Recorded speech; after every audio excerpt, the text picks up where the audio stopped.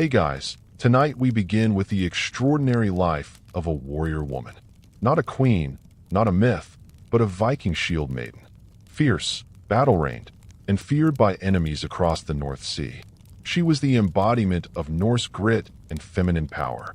So, before you get comfortable, take a moment to like the video and subscribe, but only if you genuinely enjoy what I do here. And let me know in the comments where you're tuning in from and what time it is. It's always fascinating to see who's joining us from around the world. Now, dim the lights, maybe turn on a fan for that soft background hum, and let's ease into tonight's journey together. You enter the world in the dead of winter, because of course you do. The fire's barely lit, the midwife's drunk on honey mead, and the longhouse smells like smoke, wet fur, and boiled cabbage. Your mother is lying on a pile of wool blankets that haven't been washed since last harvest, gripping a wooden spoon like it's a weapon, which to be fair, it often is. You don't cry, you roar. The midwife flinches. Your father, who's seen 3 raids and 1 troll, or so he claims, looks at you and mutters, "She's going to be trouble." The rest of the village nods like this is a diagnosis. You're a girl, which means your life is already a gamble. You're either going to die young, get married off, or if you're lucky and just scary enough, you'll skip all that and earn the title that most girls only hear about in sagas, Shield Maiden. Your crib is a reused goat trough. You share it with a wool scrap, a carved owl, and possibly a spider named Hilda, who refuses to move out. There are no lullabies, just loud men snoring and someone sharpening an axe in the corner. Every few minutes, a hound walks by and licks your forehead. This is the Viking version of a baby monitor. Your family consists of 2 brothers who already smell like war, a grandmother who talks to ghosts, and an aunt who's been married 3 times. All to men who mysteriously died during training accidents.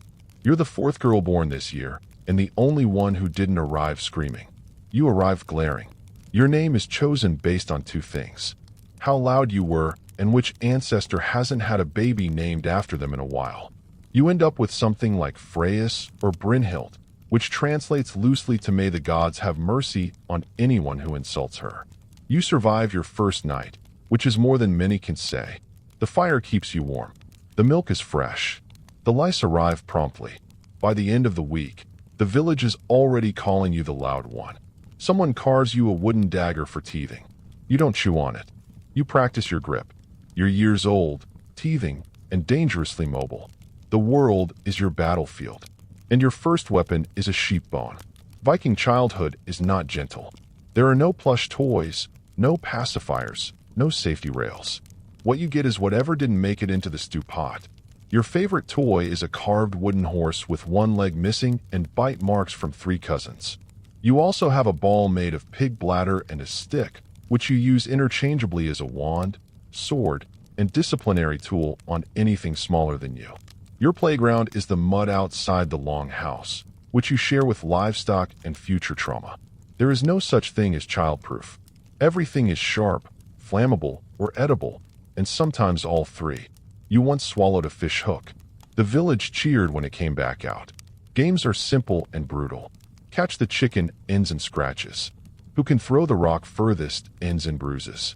Raid the neighbor's firewood pile, ends in social tension. Your favorite game is ambush your cousin, which ends when someone cries and an elder yells, "Thor's beard, not again." You learn social rules fast. Share food, but only after you've licked it. Never touch someone's comb. And always give the chieftain's dog the first bite, or it will take it anyway. With part of your hand, formal education, not exactly.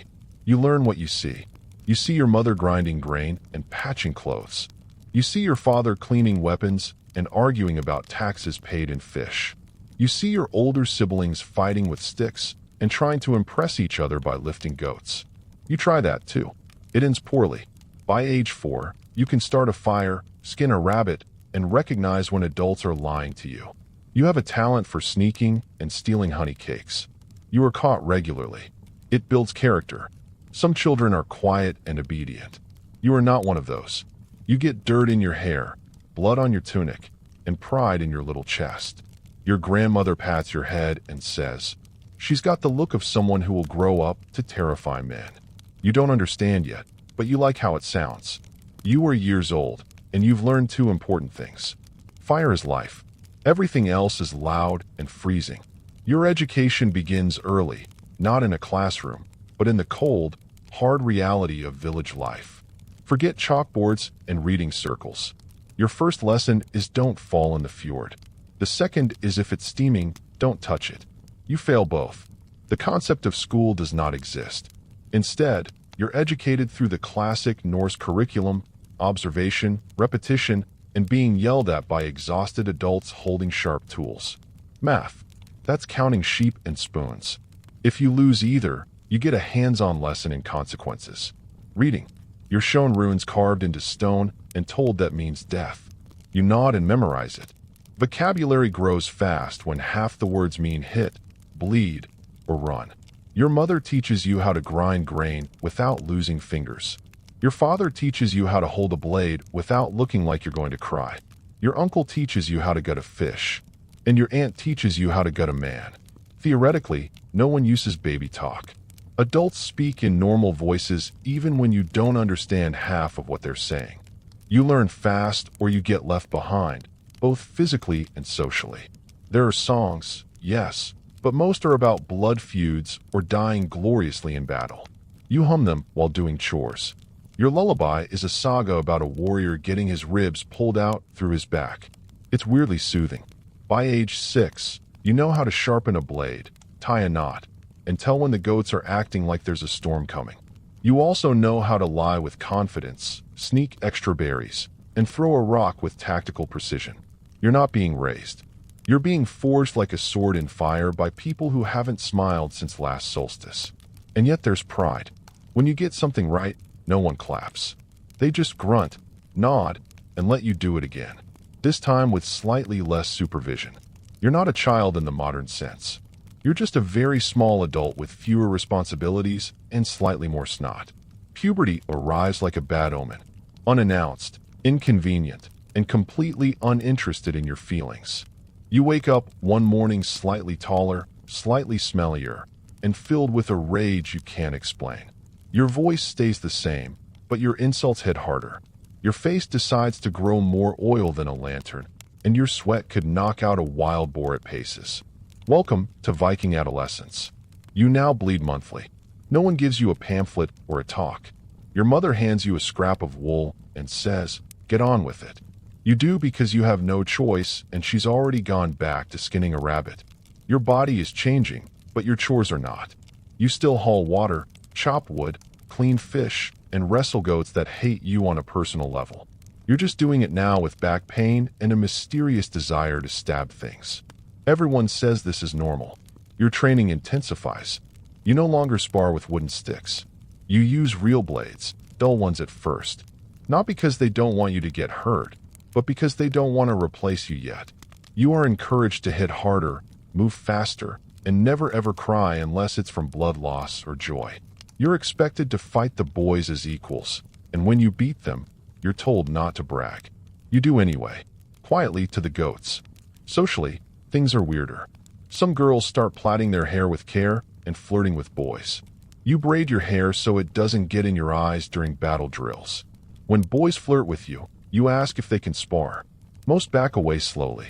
A few try, fewer try twice. Your evenings are spent cleaning weapons, eating stew, and trying not to think too hard about your future. You don't dream of weddings or silk tunics. You dream of standing in a shield wall shoulder to shoulder with warriors who don't ask if you're sure you're strong enough. You haven't earned your place yet, but you're close. And when you catch your reflection in the blacksmith's shield, eyes fierce, hair wild, arms bruised, you don't see a girl anymore. You see a threat. You turn, which in Viking years means you're now considered almost an adult and just old enough to ruin your own life with steel. On your birthday, your father hands you a gift. It's long, wrapped in cloth, heavy and cold. You unwrap it carefully, expecting a broom or maybe a loaf of dry bread. Instead, it's an axe, iron-bladed, leather-wrapped, and sharp enough to split logs, bones, or egos. You name it immediately, not because you're sentimental, but because it feels like you should fear it a little less if you treat it like a friend. You choose something appropriately terrifying, like wolf biter or mittens. You go outside to try it. Your first swing misses the target completely and nearly takes out the fence. Your second swing hits your own foot. You don't cry. You just sit there bleeding quietly, wondering if this counts as a rite of passage or just a bad idea with a metal edge. Your uncle bandages your toe and tells you that's how you learn. Then he laughs and offers you a pig's ear. You decline with dignity. The next few weeks are full of trial and error, mostly error. You practice on logs, hay dummies, and occasionally the training post, which now leans slightly from all the off-center hits. Your form improves, your confidence grows, your foot still throbs. You learn how to oil the handle, how to sharpen the blade, and how to swing without twisting your back like an old drunk trying to dance. You train until your hands blister, then train more until the blisters turn into calluses. Sometimes you train alone. Sometimes with your cousin who is years older and insists on spinning in circles before each strike like he's performing for gods who are definitely not watching. One day you block a blow, counterattack, and land a clean hit on your opponent's ribs. They drop their weapon and we something about seeing stars. You don't gloat much. That night, you lay your axe beside your bed. Not for decoration, not for tradition, but just in case someone breaks in and mistakes you for anything other than a problem. You're not just learning how to fight. You're learning that you were built for it. It starts, like most bad ideas, with someone opening their mouth. You're at training, holding your axe and minding your own business when a boy taller than you, cockier than necessary, and freshly smug from winning a sparring match, looks at you and says, "Are you sure you want to fight?" You don't want to break a nail. You don't respond. Not verbally. Instead, you step into the ring, nod to the instructor, and get ready. The boy smirks. He's already half turned toward his cheering friends, one of whom whispers something that sounds like, "Go easy on her." You don't go easy on him. Your first hit is blocked. Your second grazes his shoulder. Your third lands square in the middle of his chest, knocking the wind out of him with a sound like a dying goose. He recovers quickly, swings wide, misses. You duck, sweep his legs, and take him down into the mud like you've been dreaming about this moment your entire life. He tries to rise. You plant your foot on his chest. Silence. The boys stop cheering. The instructor clears his throat. The goats watching from the edge of the field seem vaguely impressed. You step off, toss your braid back like a battle flag, and walk away without a word. The boy coughs, mutters something that might have been good match, and limps off to tend to his bruised everything, especially his pride. Later, one of the elders pulls you aside. You brace for a scolding. Instead, they grunt and say, "Good footwork." Your mother gives you a nod. Your father just raises one eyebrow, then offers you a larger portion of dried fish at dinner. In Viking culture, this is considered a standing ovation. The boy doesn't look at you for a week. When he finally does, it's with the cautious respect one might give to a bear they've once accidentally poked with a stick. You learn something important that day. You don't have to raise your voice to be heard. You don't have to smile to be liked. And you definitely don't have to apologize when someone else's underestimation lands them in the mud. Victory smells like sweat, dirt, and slightly overcooked stew. And you'll never forget it. There's no ceremony, no glowing runes, no prophecy, no dramatic lightning bolts splitting the sky. Just a cracked shield, a busted lip, and an old warrior grunting. She's ready. You've spent the last few years fighting, sweating, and earning every single bruise like a badge of honor. Your mornings begin with drills. Your nights end with soreness in muscles you didn't know existed. You can now identify injuries just by how they ache. Sprain, dull throb, bruise, sharp sting, ego. Still bruised from losing to your grandmother in a wrestling match last week. Your braid is longer now, not for style, but for practicality. You tie it back before battle so it doesn't get caught in your helmet or grabbed by someone with poor decision-making skills. Some girls weave in beads. You weave in bits of leather and teeth. Not yours. Probably. Training has shifted. It's less about whether you can swing an axe and more about whether you can keep your head when someone's trying to take it off. You spar with men now. No one goes easy on you, and you don't expect them to. You've learned that hesitation costs you more than pain. It costs you respect. Your shield arm is stronger than your dominant one. Your fingers are permanently wrapped in leather or scabs. You don't win every match, but you never stop swinging. That's what earns their trust. Then one day during a sparring session, your shield splits. A clean hit from someone twice your size. It cracks down the middle, splinters flying. You toss it aside and keep going, barehanded, bloodied, and just angry enough to make it interesting. You lose the match, but no one forgets what you did. And that's the day the elders start using your name in a new tone. Not as a child to be corrected, but as a fighter to be counted on. No one says you're a shield maiden now, but they no longer glance sideways when you take your place in the shield wall. The braid, the blood, the bruises, all earned. You haven't just become a shield maiden. You've become someone others watch when things go wrong to see what you'll do. You finally make it onto a long ship, and within the first hour, you deeply regret every choice that brought you here. The deck is slick, the wind is rude, and the rowing bench is basically a wooden insult to your spine. You are packed elbow to elbow with other warriors who smell like old leather, dried sweat, and optimism that died days ago. There is no personal space. You shift slightly, and your knee touches someone's axe. You shift again, and someone sneezes into your hair. A seagull screams overhead as if mocking your life choices. Rowing is not glamorous. It's a full-body punishment disguised as transportation. Your hands blister by mid-morning. By noon, your blisters have blisters. Your palms feel like someone grated them with a cheese scraper. You are told this means you're doing it right. There is no relief, only rowing.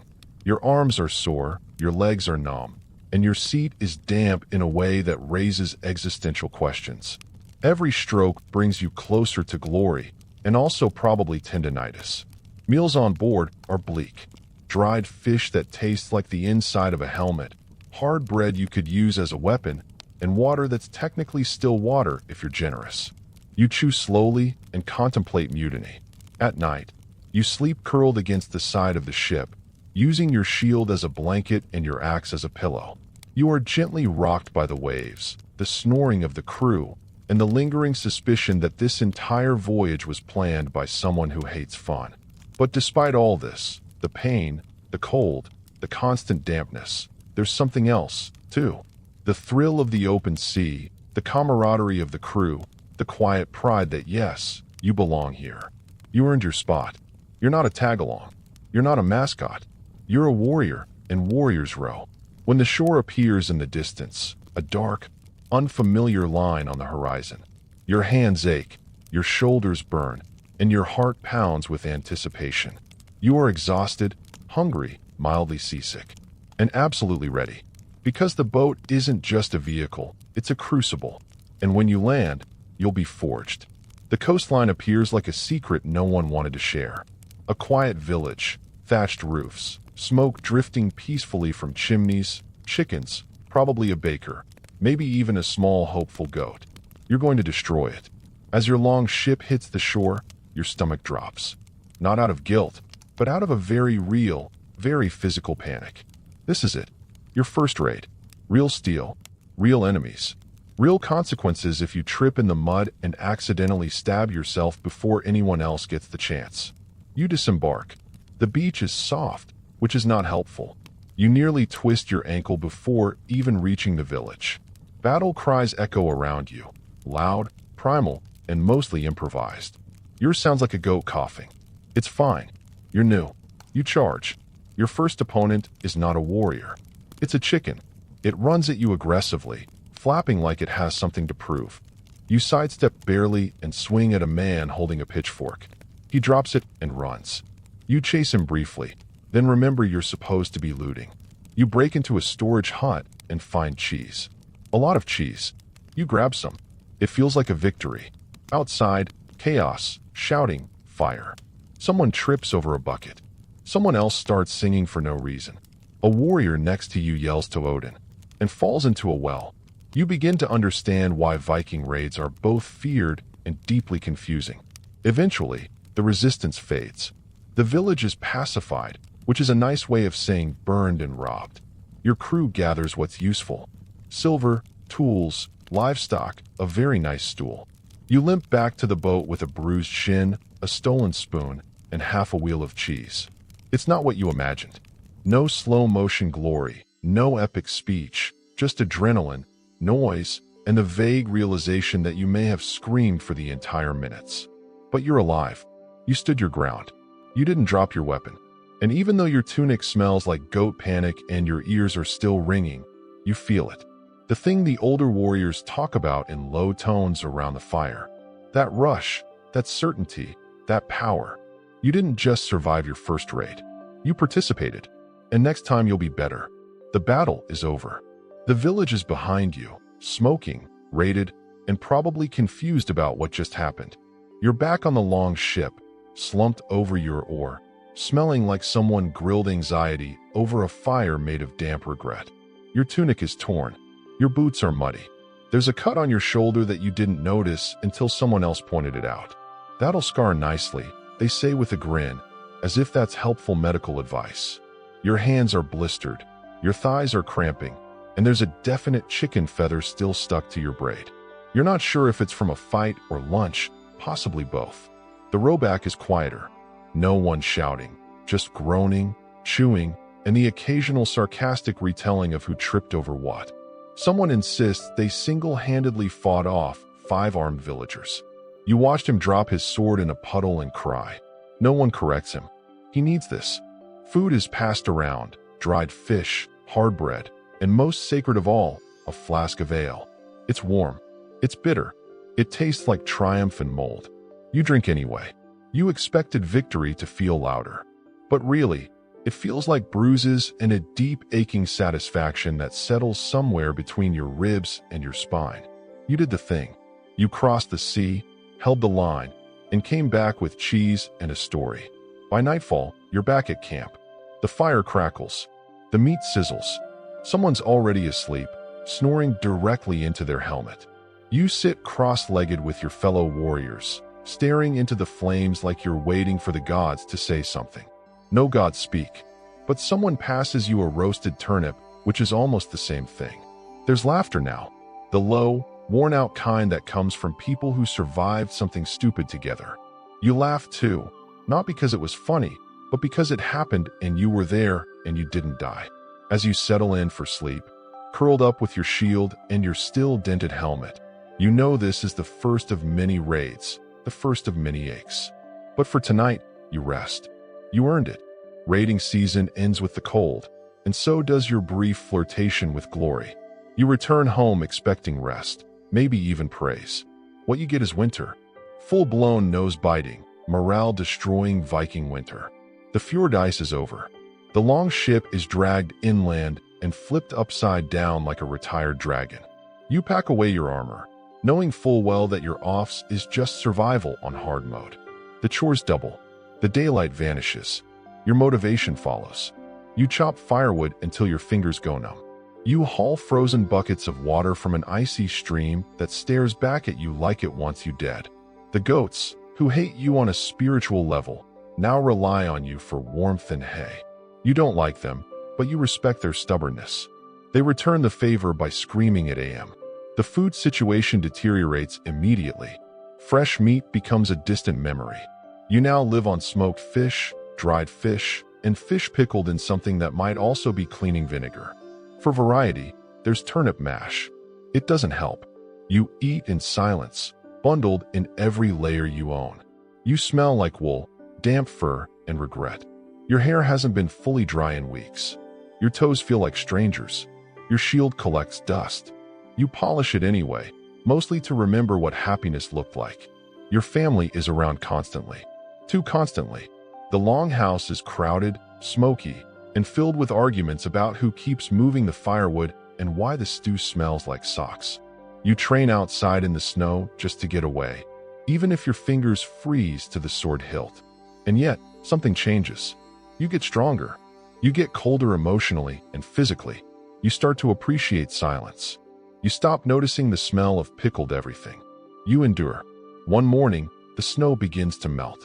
You hear the first bird song in months.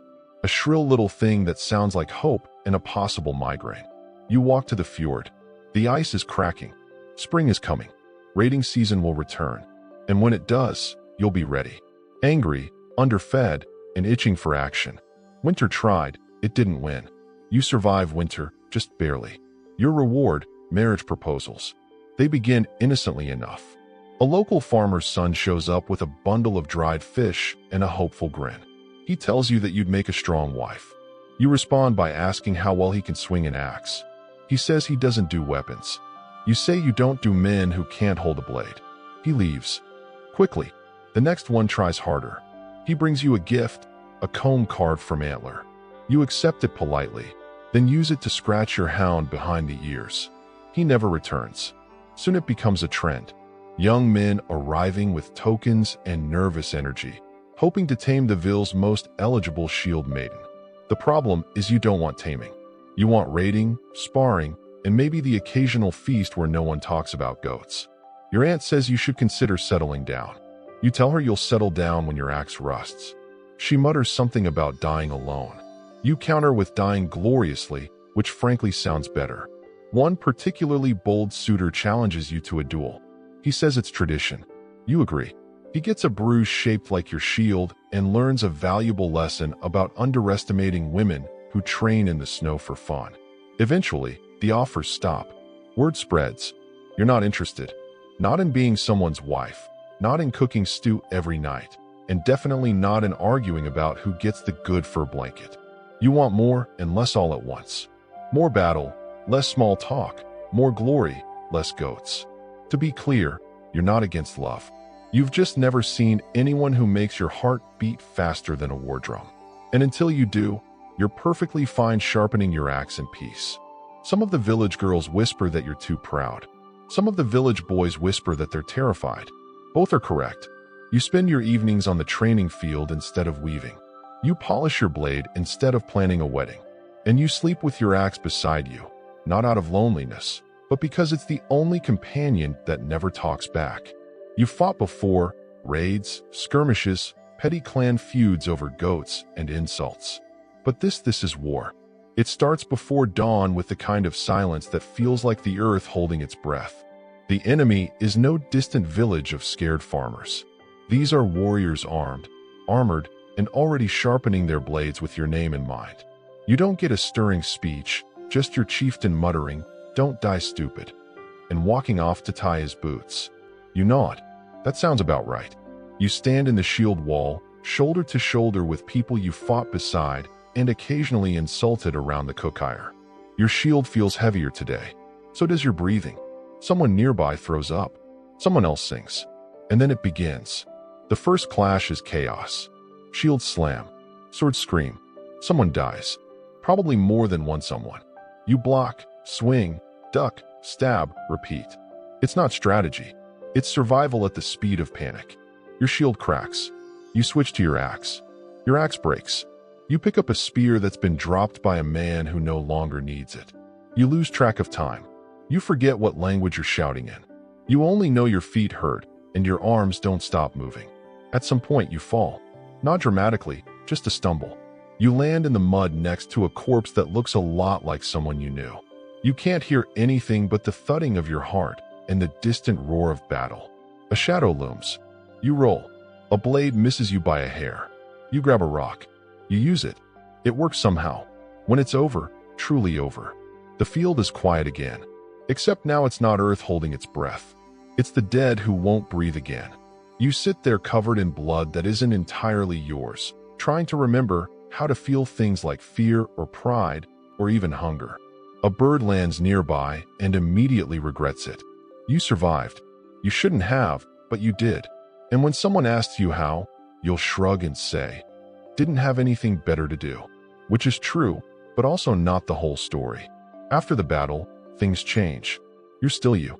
Same boots, same axe, same mysterious stew stain on your cloak that refuses to leave.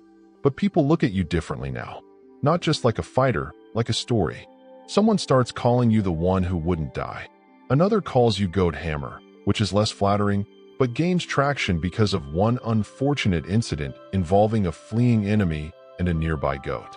You don't bother correcting them. Let them talk. The truth is messy, and less interesting. When you walk through the village now, people move. Not away, just aside, like they're not sure if you're going to ask for help or issue a challenge. You nod politely.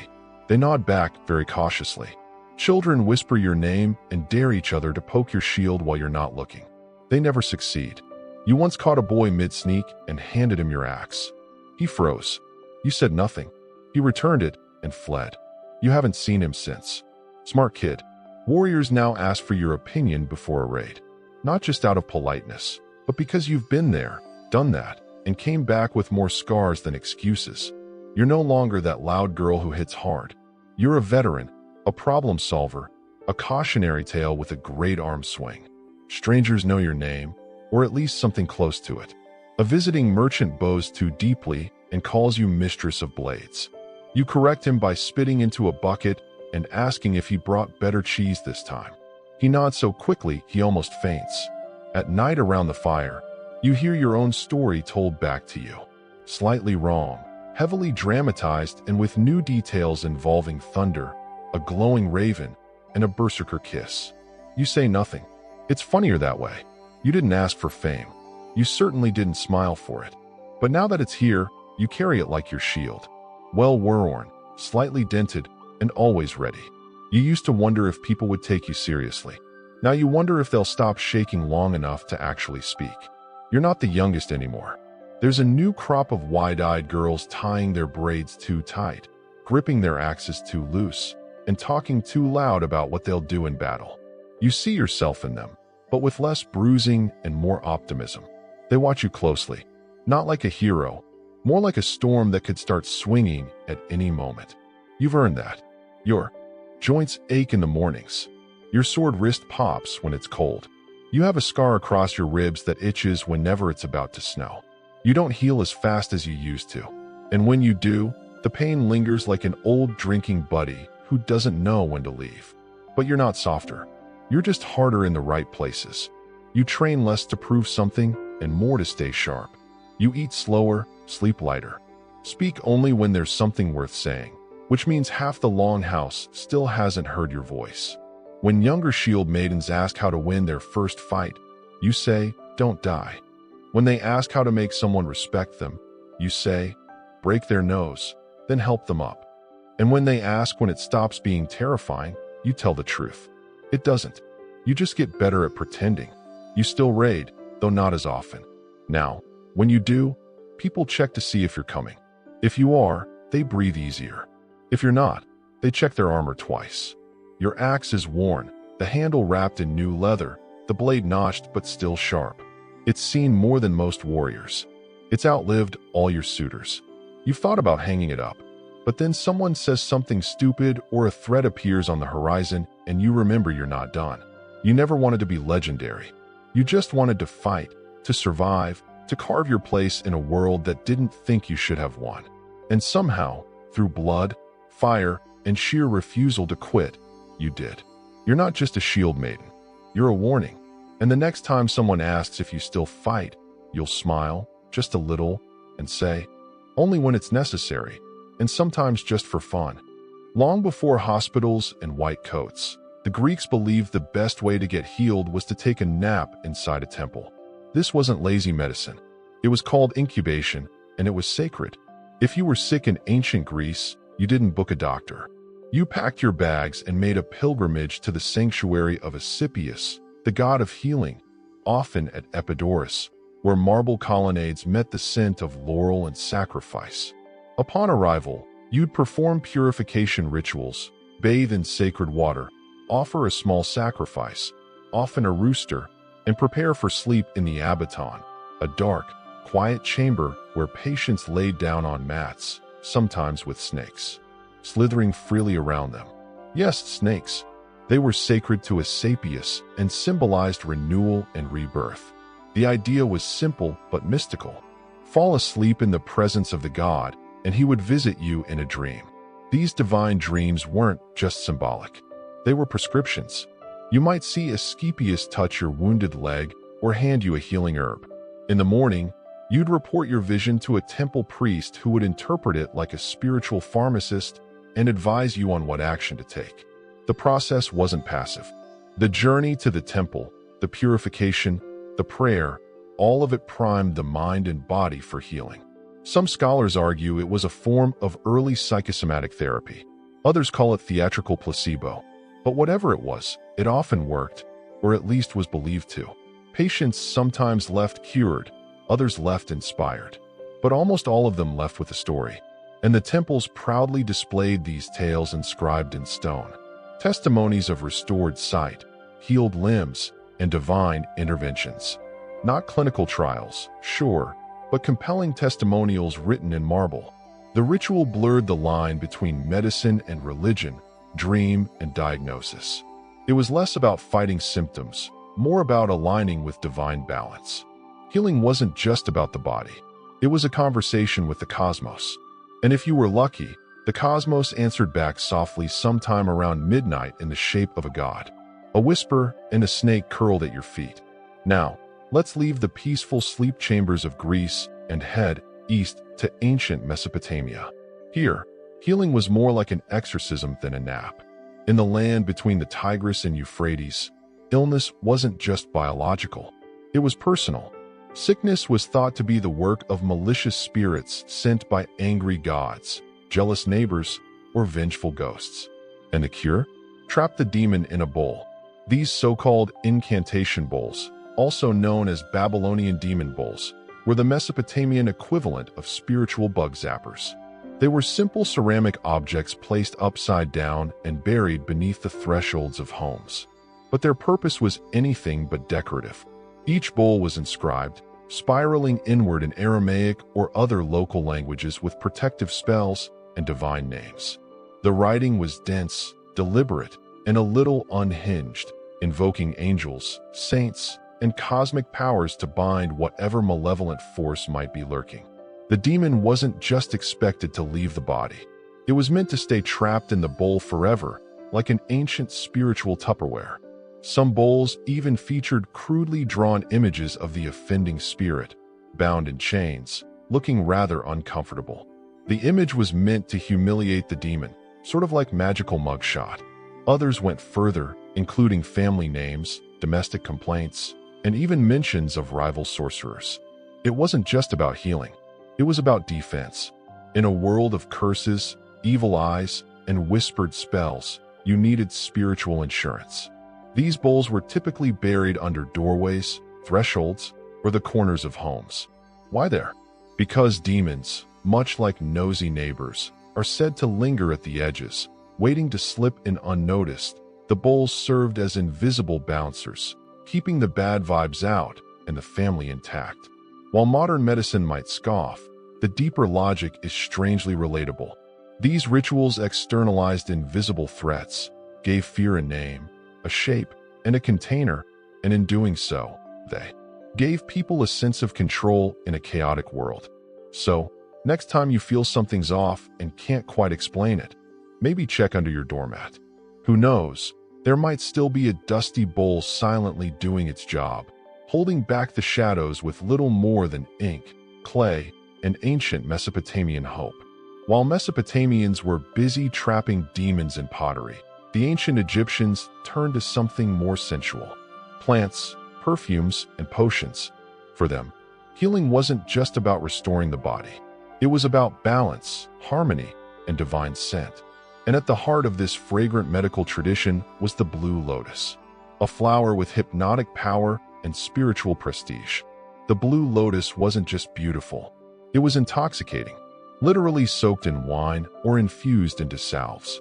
It was used to induce mild euphoria and ease pain, grief, or spiritual distress. Ancient paintings show partygoers clutching lotus blooms during feasts, priests offering them in temples, and even mummies buried with them.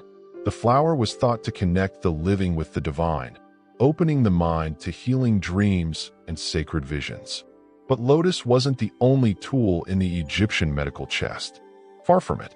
Egyptian medicine was a dazzling mix of the empirical and the esoteric. They cataloged over remedies in texts like the EBA's papyrus, AM scroll filled with everything from crocodile dung suppositories, yes really, to honey-based wound dressings. Some of these treatments were surprisingly effective, especially the ones involving garlic, frankincense, and myrrh, all known today for their antimicrobial properties. Others were more spiritual than scientific. One common remedy for toothache involved placing a cooked mouse on the sore spot. Another involved chanting spells to drive out illness as if it were a disobedient servant. The line between prayer and prescription was thin, and doctors called SW&W often doubled as priests. The temples themselves acted like hospitals. The sick would come to be treated with a combination of pick-uses, incantations, and offerings to deities like Sekhmet, the lion-head goddess of plagues. If you recovered, great. If you didn't, well, perhaps the gods were testing your resolve. But make no mistake, Egyptians weren't blindly magical in their approach. They performed surgical procedures, set bones, and drained abscesses. They even understood the pulse and examined urine to diagnose illness. In fact, some Greek physicians like Hippocrates and Galen later borrowed heavily from Egyptian methods. Still, the rituals always lingered because in Egypt, healing wasn't just a physical process. It was a sacred act, a way of aligning the flesh with the eternal. And sometimes all it took was a flower, a spell, and a little bit of faith wrapped in linen. While the Egyptians were wrapping the sick in scented oils, far to the north in Siberia and across the indigenous Americas, healing took on a different urgency. Not treating the body, but retrieving the soul. Here, illness wasn't just a symptom. It was a sign that part of your spirit had wandered off, stolen, frightened, or misplaced. And the only person who could go get it back was the shaman. Shamans weren't doctors in the clinical sense. They were intermediaries. Part priest, part healer, part cosmic travel agent. Their healing rituals could involve hours or even days of drumming, chanting, fasting, and hallucination. The purpose to enter an altered state of consciousness and journey into the spirit world where they'd battle hostile entities, negotiate with ancestors, or bargain with nature spirits, all to recover the missing piece of a patient's soul. These weren't metaphorical journeys for the shaman and the community. They were very real. Tools of the trade included drums believed to be the heartbeat of the earth, animal masks or cloaks representing the spirit guides, and occasionally psychoactive plants to open the inner vision. One popular tool among Amazonian shamans was ayahuasca, a powerful brew that induces visions, purging, and what one might kindly call revelatory chaos. Soul loss could be caused by trauma, grief, or breaking taboos. Symptoms included chronic fatigue, depression, or bad luck. What today might be called psychosomatic or psychological distress. But instead of therapy sessions, a healing ceremony might involve calling your name into the forest, dancing around a fire, or listening to your healer chant the spirit back into your chest. In some traditions, the shaman would physically act out the struggle, shaking, miming a battle, or pulling invisible threads from the body to symbolically remove the sickness. In others, they'd blow sacred smoke over you, touch pressure points, or whisper prayers into the ear of a sleeping child. There was no sterile distance. Healing was communal, emotional, and mythic. It was about storytelling, memory, and restoring the invisible bonds between a person and the world around them. Because in these cultures, you don't just catch a cold, you catch a crack in your soul. And if you're lucky, someone brave enough will go into the dark to bring your spirit home. As shamans searched for missing souls in the spirit world, the ancient sages of India turned inward, mapping the rhythms of life into something more structured, more methodical, and just as mystical. Ayurveda, meaning knowledge of life. This healing system was less about fighting disease and more about maintaining harmony between body, mind, and universe. If your digestion was off, it wasn't just lunch. It was a cosmic imbalance. According to Ayurvedic theory, every person is made up of three dashas: Veda, air and space; Pitta, fire and water; and Kapha, earth and water. Your unique combination determined not just your health, but your temperament, personality, and favorite breakfast. A healer's job wasn't to eliminate symptoms. It was to bring your dashas back into balance using herbs, diet, massage, meditation, and if needed, a thorough oil bath. Yes, oil. Ayurvedic treatment. Love's oil. Warmed sesame or medicated ghee is drizzled onto the forehead in a practice called Shira Adhara, meant to calm the nervous system and open the third eye. Other therapies involve full-body oil messages, detoxifying enemas, herbal smoking, and even induced vomiting called vmana, which sounds brutal, but was considered deeply purifying. But this wasn't just a set of folk cures. Vedic texts like the Charasita dating back to at least the 1st millennium BC outlined detailed anatomical theories, surgical techniques, and philosophical foundations. Ancient Ayurvedic practitioners were trained observers diagnosing disease by examining the pulse, tongue, eyes, and even the patient's voice. Still, the spiritual aspect was never far behind. Health was considered a moral state as much as a physical one. Greed, anger, or excess desire could disrupt the doshas just as easily as spoiled yogurt. Meditation, chanting, breath control, pranayama. These weren't just spiritual practices. They were daily medicine. And then, of course, there were the herbs. Turmeric for inflammation, ashwagandha for vitality, neem for purification. Each plant wasn't just a remedy. It had personality, energy, and a story often linked to gods, saints, or cosmic events. In short, Ayurveda didn't see illness as a random misfortune. It saw it as a message, a whisper from within that something had drifted off balance. The cure wasn't war on disease. It was realignment, harmony, a nudge back to the sacred rhythm of life, preferably with warm oil, lots of it. While India focused on balancing the doshas, ancient China developed its own intricate system built on a similar concept of harmony, the flow of energy or qi, pronounced sedqi. In traditional Chinese medicine, TCM, illness wasn't just the presence of disease. It was the blockage or misdirection of life force. Think of qi as a kind of invisible river flowing through your body. When it stagnates, floods, or dries up, things go wrong. When it flows freely, health is restored.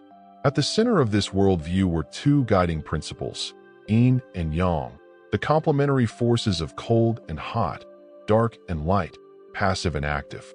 A good healer didn't just identify what was wrong. They asked, which element is overbearing? Which one is missing? Are you too much fire? Not enough water? Is your spleen holding a grudge?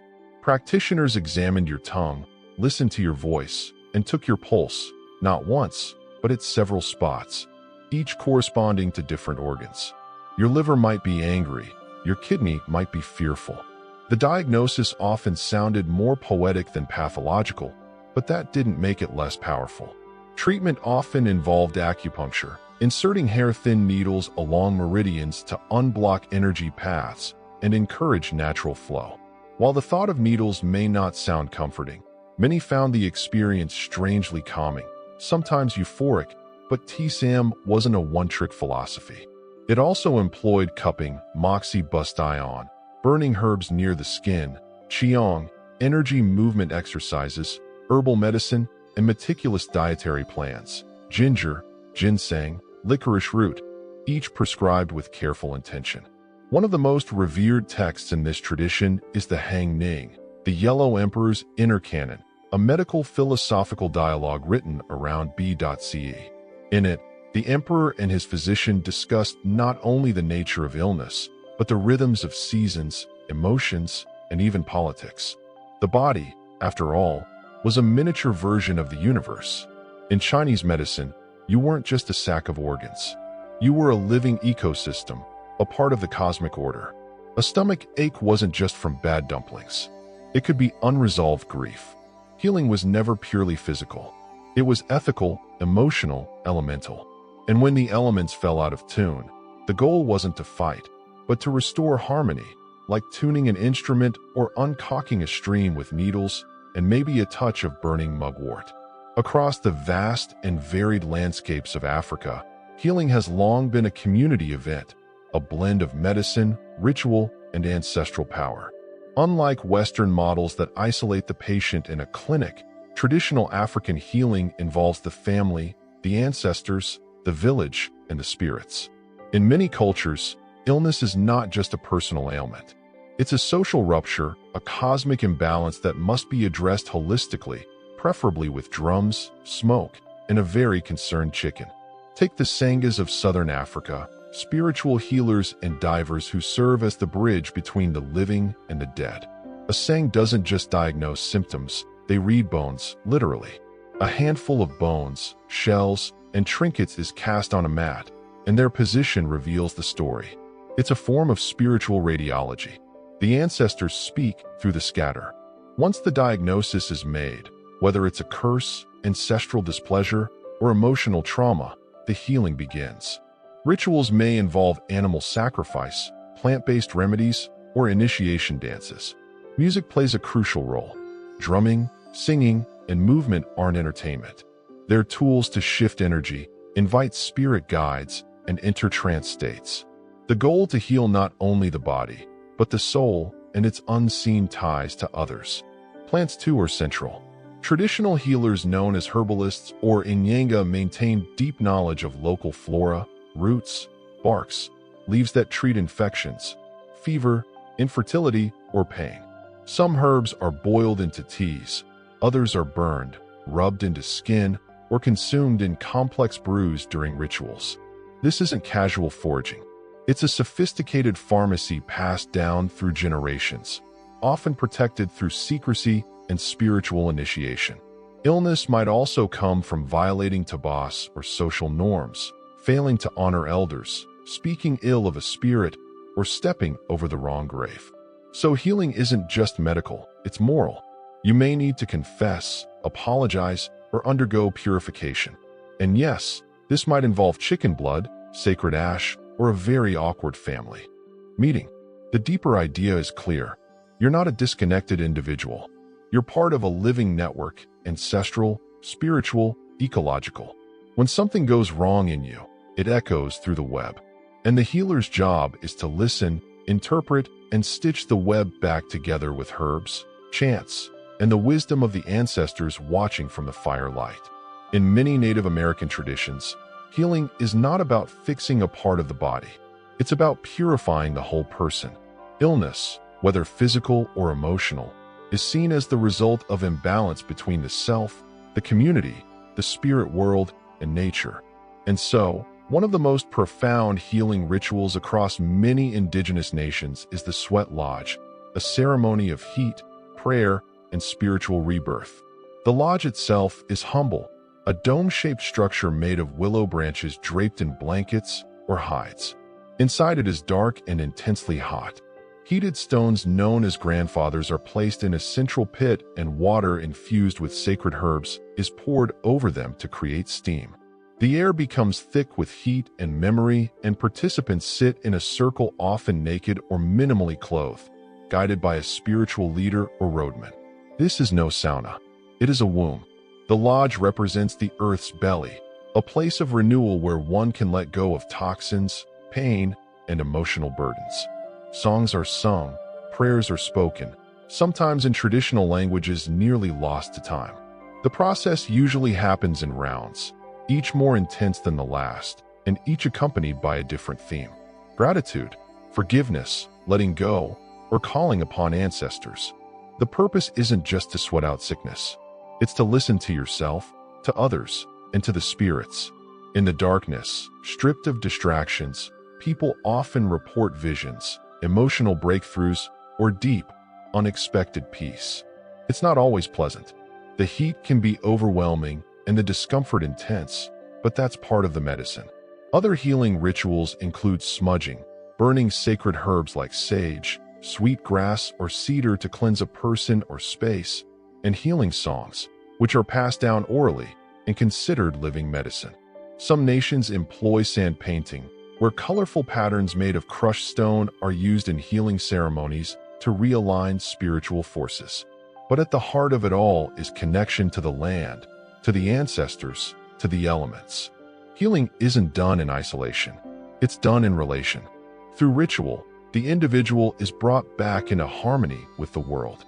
And whether it's through fire, steam, or song, the goal is always the same: to return to balance, to remember who you are, and to walk again with strength upon the sacred earth.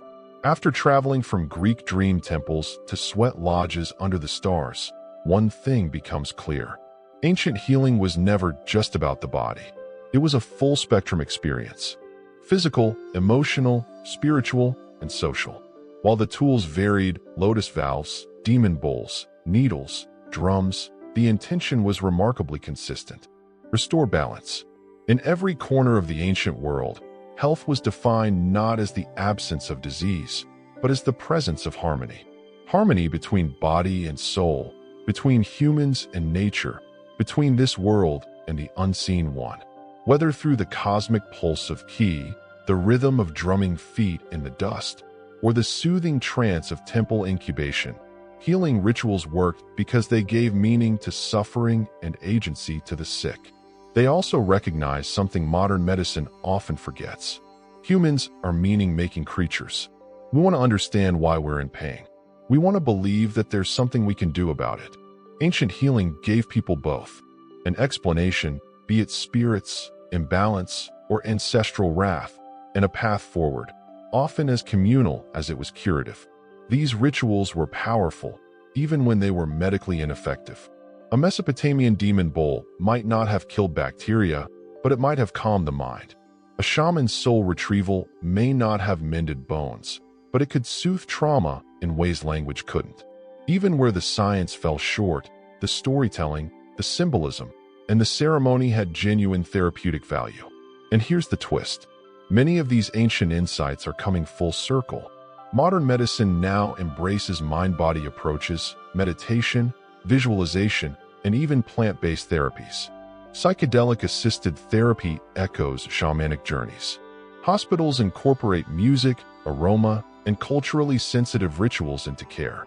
It's almost as if after centuries of scientific dominance, we're remembering something our ancestors knew instinctively.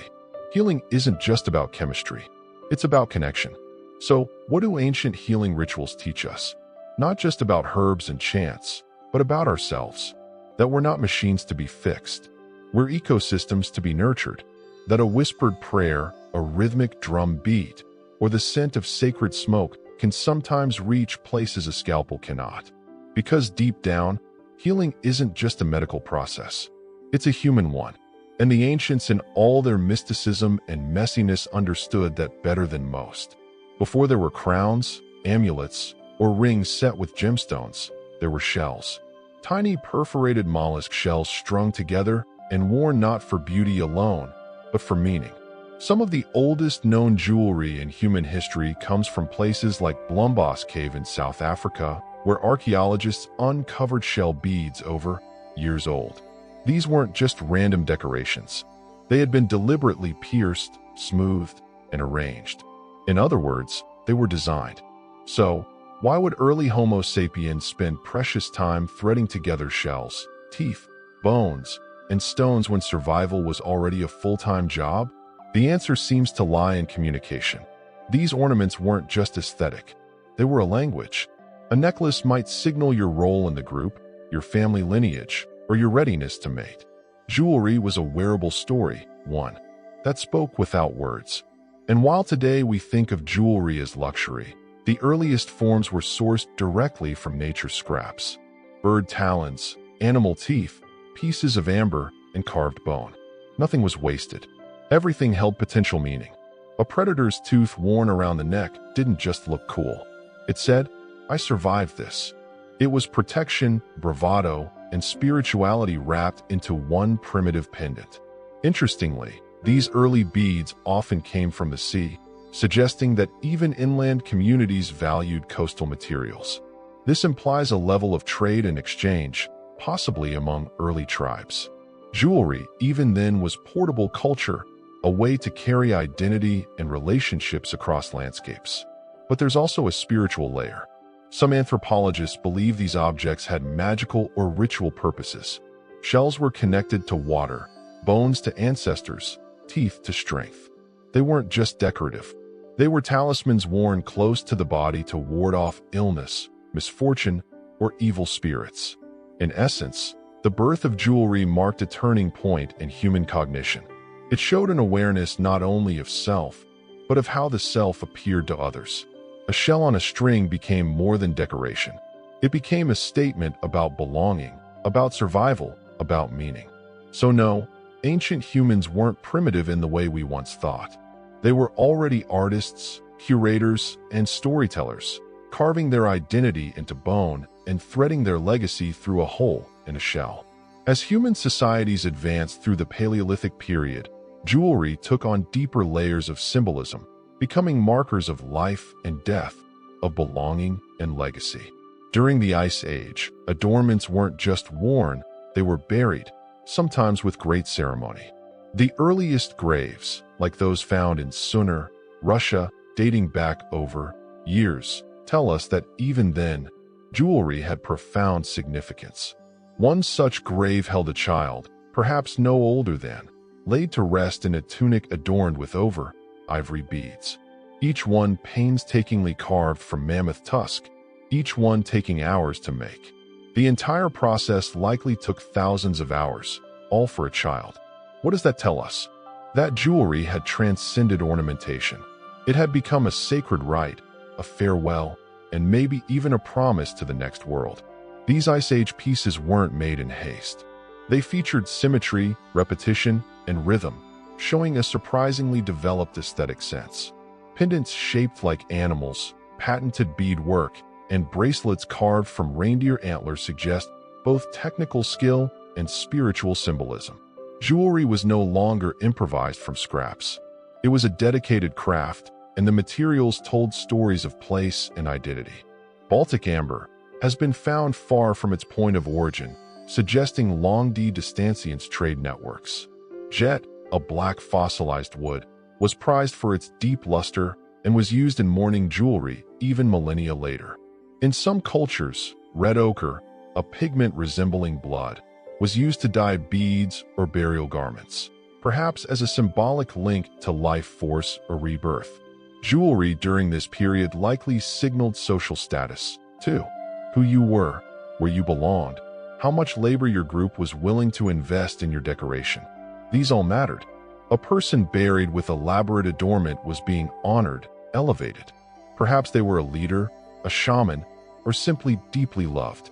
And of course, there's the possibility that some jewelry served as love tokens, clan symbols, or coming-of-age markers. But without written records, these remain educated guesses stitched together from excavation sites and careful analysis. Still, what remains is striking. Even amid ice, danger, and survival struggles, humans took the time to create and wear beauty. Jewelry, even then, was a quiet rebellion against the cold indifference of nature, a declaration that life and identity mattered. As humanity moved into the Neolithic and Bronze Age, jewelry evolved from tribal expression into tools of power and protection. Amulets, pendants, and charms were no longer just aesthetic. They were infused with intention, magic, and the divine. These small objects bridged the gap between the human and the supernatural, offering protection from curses, disease, and bad luck. Or so people believed. In ancient Egypt, the use of jewelry as amulet reached new levels of complexity. Scarabs, ankhs, and the Eye of Horus weren't just pretty shapes. They were spiritual armor. The scarab, representing rebirth and transformation, was often buried with the dead to ensure safe passage into the afterlife.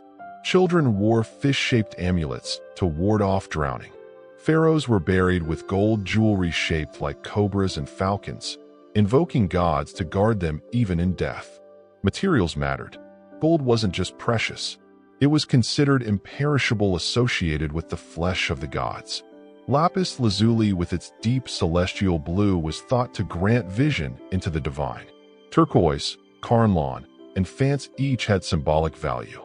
Jewelry became a way of coding cosmic ideas into wearable personal items. In Mesopotamia, similar beliefs thrived. Cylinder seals carved with protective deities were worn on the body or around the neck.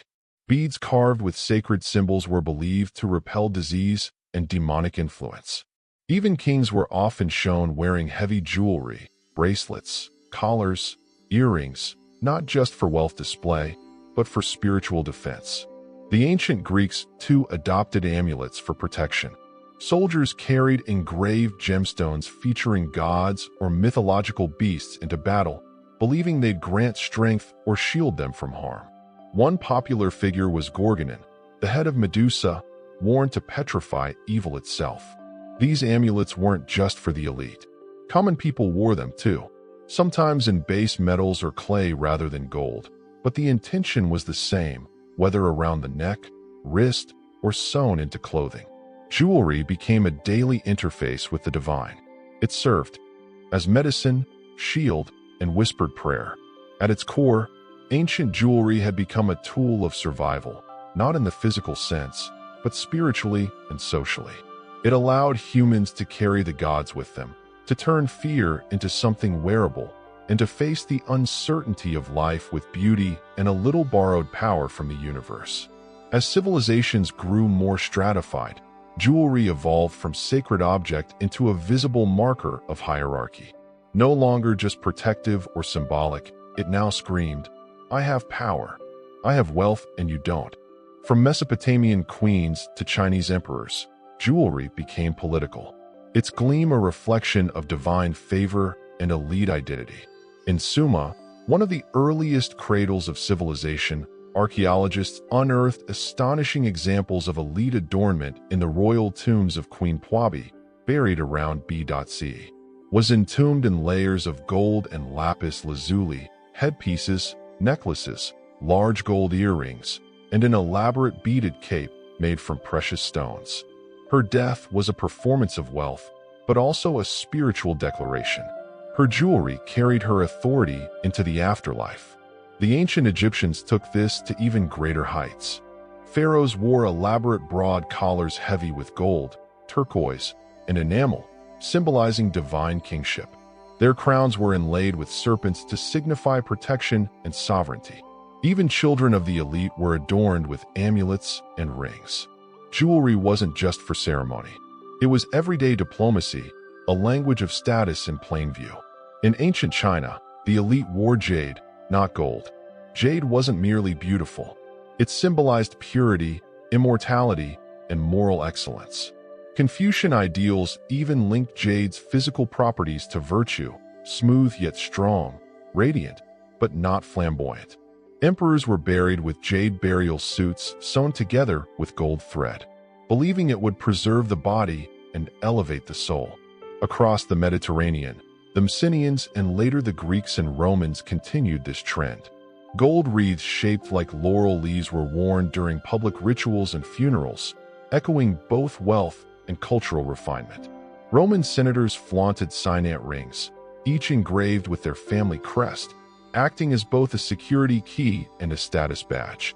And let's not forget the role of jewelry in court politics.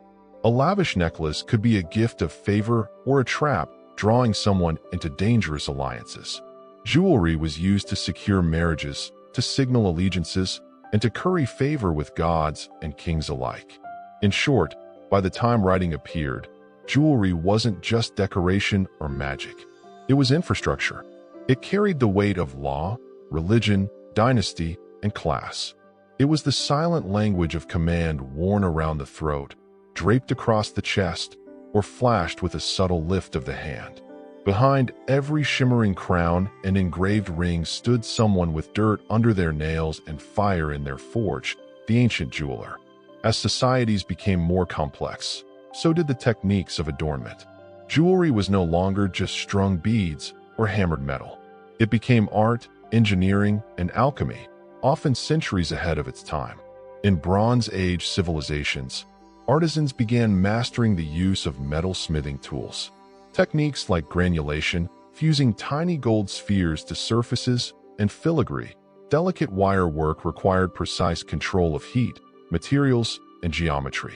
The Manawans of Cree, for example, created jewelry that looked almost modern. Bees made of gold with tiny suspended drops of honey. Lions mid-roar. Goddesses with wings outstretched. These weren't just trinkets. They were mythologies in miniature. Egyptian goldsmiths took it even further. Using blowpipes to control fire and open molds for casting, they produced elaborate collars and amulets that still stun the modern eye.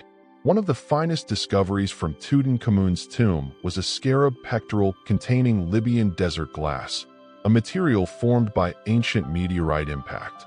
Jewelry here wasn't just decoration. It was cosmic.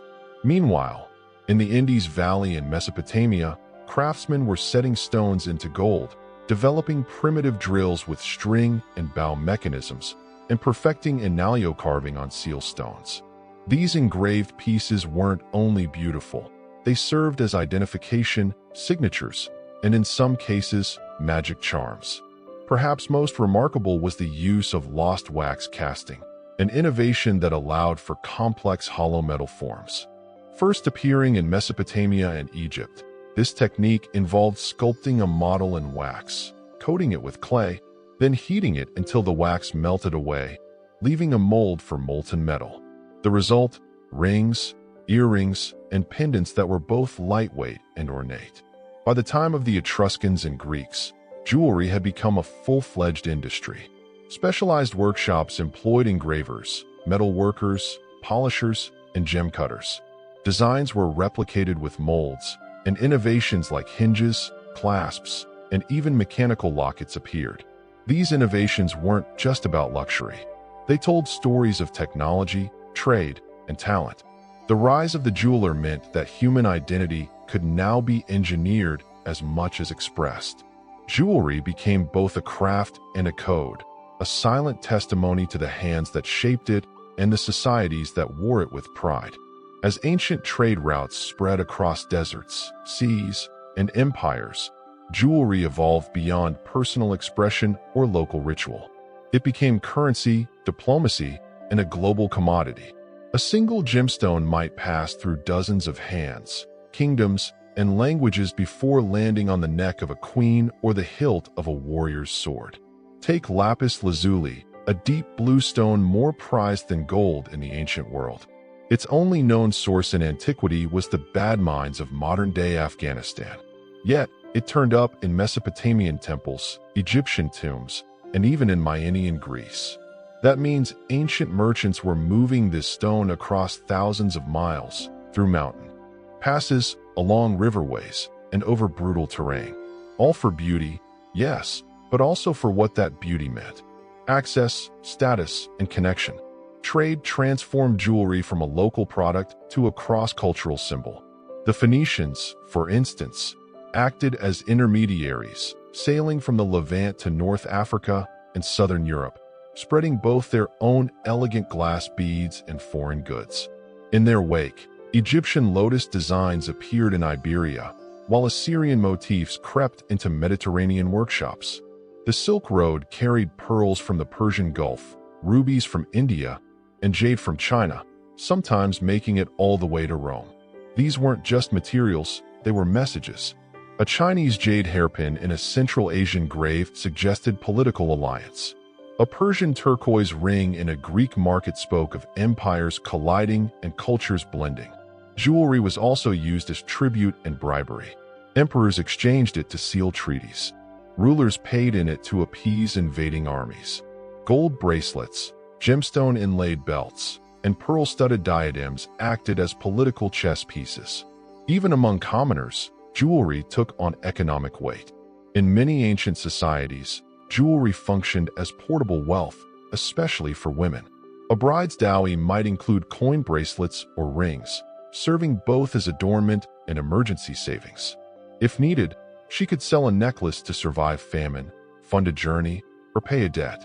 In essence, ancient jewelry was the world's first global brand. Recognizable across borders, adaptable to local tastes, yet carrying the same timeless message. This is precious, and I am connected to the forces that made it so. From caravans to caravel, it traveled with us. Part ornament, part passport, part promise. While jewelry often marked status and divinity, it eventually took on one of its most enduring roles, the symbol of love, commitment, and memory. Long before diamond engagement rings became the norm, humans used beads, rings, and bangles to mark relationships, both romantic and sacred. In ancient Egypt, rings were exchanged not just as decorative gifts, but as contracts of union. Circular in shape with no beginning or end, the ring represented eternity. Couples would exchange rings made of woven reeds, ivory, or gold, often placed on the third finger of the left hand. A tradition based on the belief that this finger held a vein that led directly to the heart. later called the vein amorous. In ancient Rome, betrothal rings called analabus were made of iron, symbolizing strength and permanence. Some were engraved with portraits of the couple or clasped hands, a motif known as fed, which would persist into medieval Europe and beyond.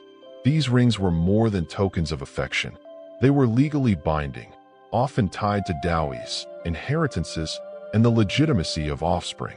Other cultures marked romantic bonds through bracelets, necklaces, or amulets worn in pairs. In some tribal societies, lovers exchanged matching talismans made from bone, tooth, or carved wood, items believed to remain spiritually linked no matter how far apart the wearers traveled. Jewelry also played a major role in wedding ceremonies.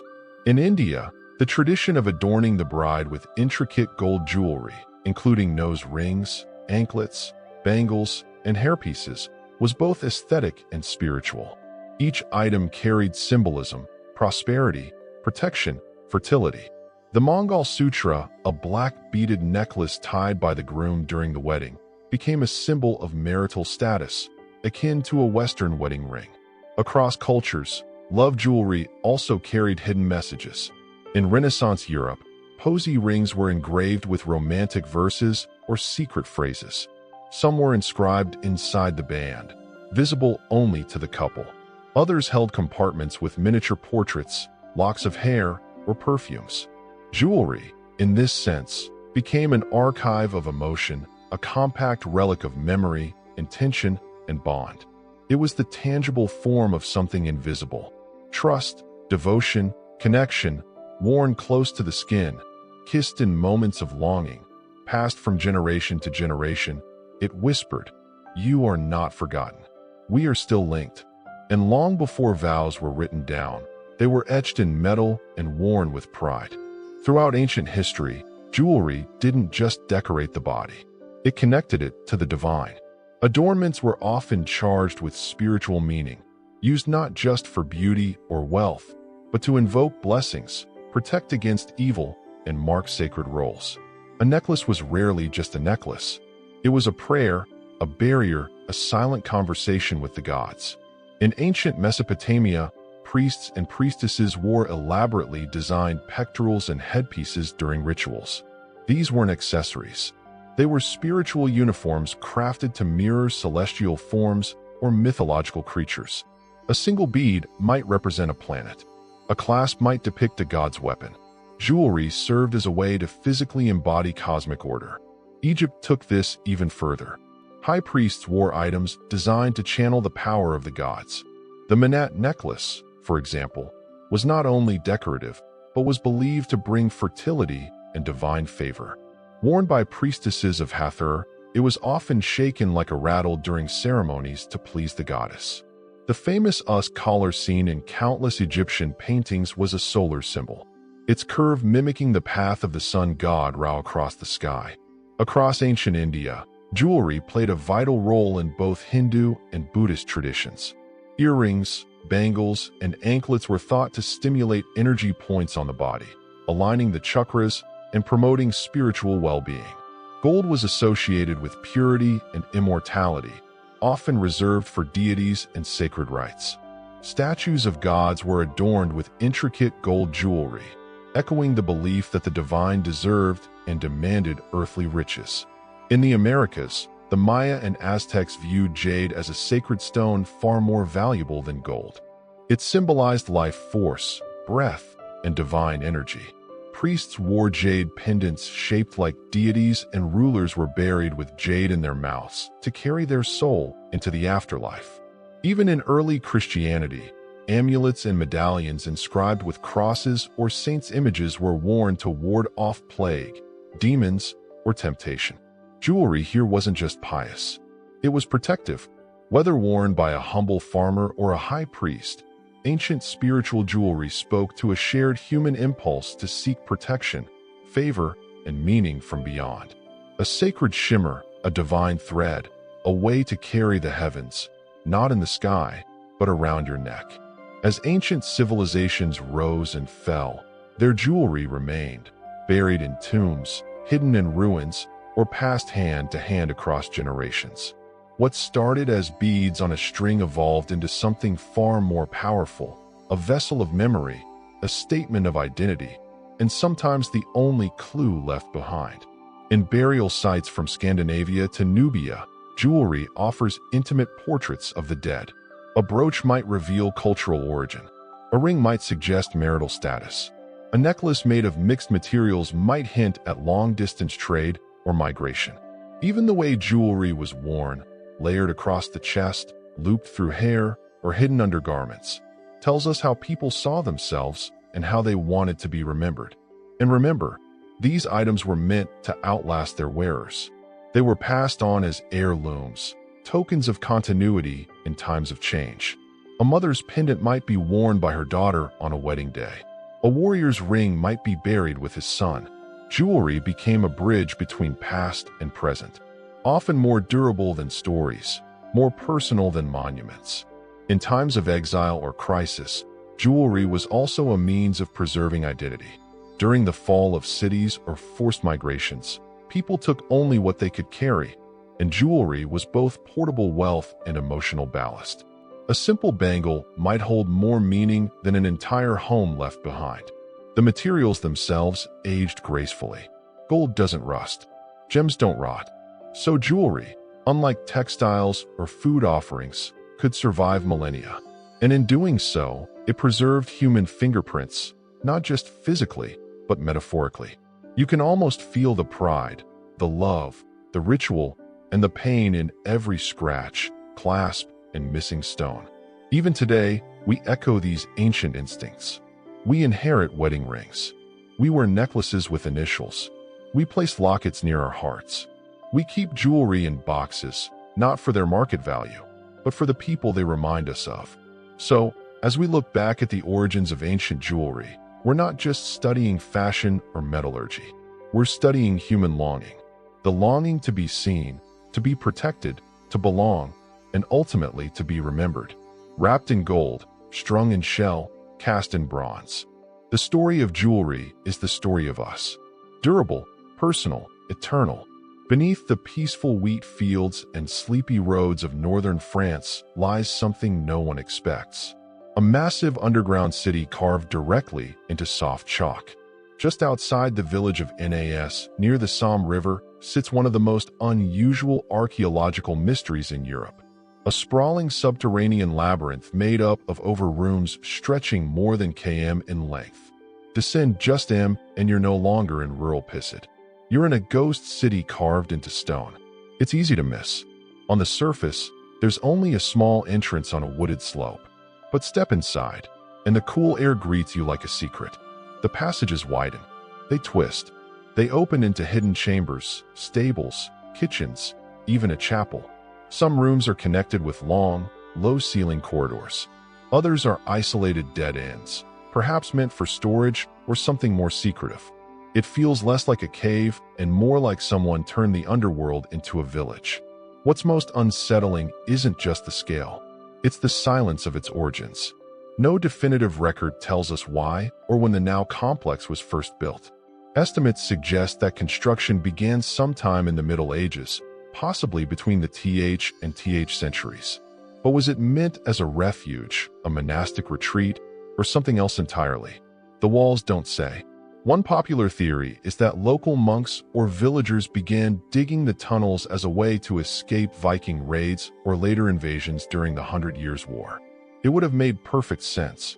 The chalk is soft and easy to excavate, and the network is cleverly ventilated, meaning fires could be lit without suffocating occupants. It was also virtually invisible from above, making it the perfect hideout. Over time, the city beneath Nauru's evolved. Wells were dug.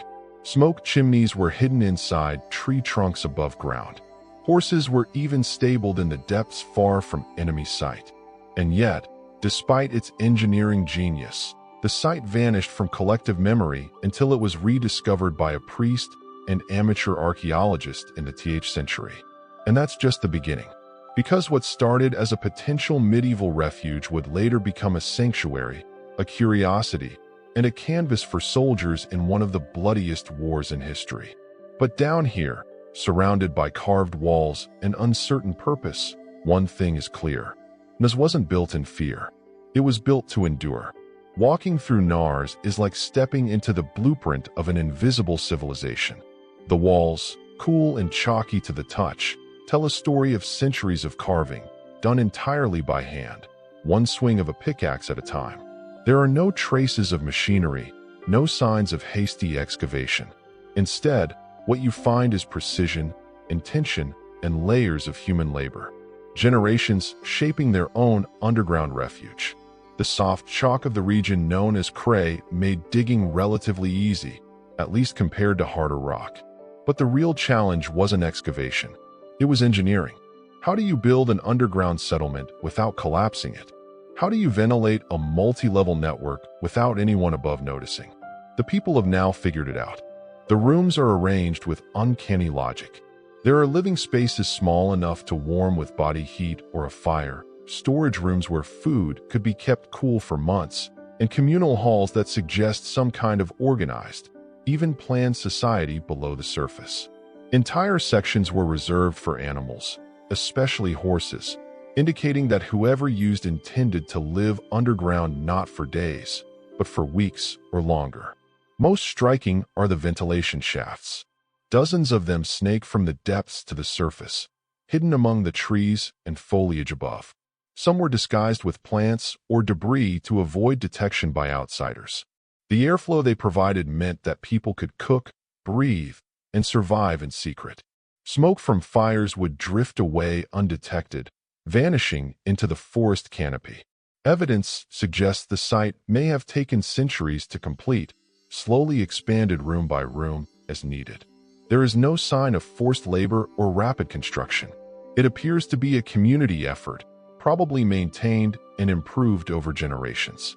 This was no military fort, no castle built by decree. It was a place born of necessity, cooperation, and quiet innovation. The craftsmanship is not luxurious, but it is efficient. Doorways are rounded. Ceilings are reinforced. Walls are smoothed, not crumbling. Even without ornament, there's beauty in the geometry, in the repetition, in the sheer will it took to make this place real. And perhaps that's why Nair has endured. It wasn't just carved from chalk.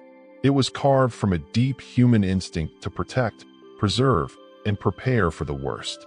While no definitive records exist to name the original builders of Naos, whispers from history suggest a likely group of early tenants, monks. During the Middle Ages, northern France was no stranger to invasion. First from Vikings, then during later conflicts like the 100 Years' War, monastic communities often stood on the front lines of instability, and many chose to carve sanctuaries beneath their chapels. Now, with its isolated location and sprawling subterranean space, fits that pattern almost perfectly. Clues supporting this theory lie in the layout itself. Among the hundreds of rooms, there is a central chapel carved with a simple altar and arching ceiling. Though plain, it holds spiritual gravity. The room was clearly designed for congregational worship with space for a small gathering and even faint etchings along the walls, perhaps verses or symbols now lost to time. This wasn't a storeroom or a defensive bunker. It was a sanctuary in the truest sense. The monks may have started the carving process, but they didn't remain the only ones to seek shelter here.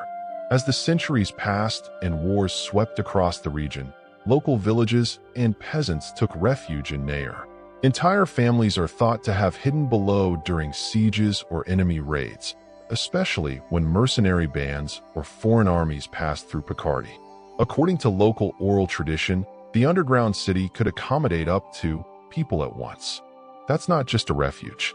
That's a hidden population center operating in total silence beneath the enemy's boots. Imagine the dark corridors filled with quiet whispers. The smell of smoke, the soft clinking of pots and tools, the occasional cry of a child, all happening beneath the surface while danger loomed above.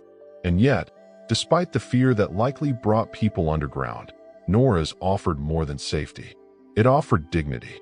People weren't crammed into caves like animals.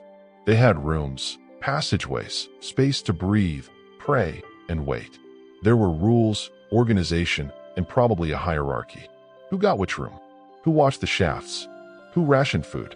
The answers are lost, but the design suggests social structure, not chaos. In many ways, Na wasn't just a hiding place.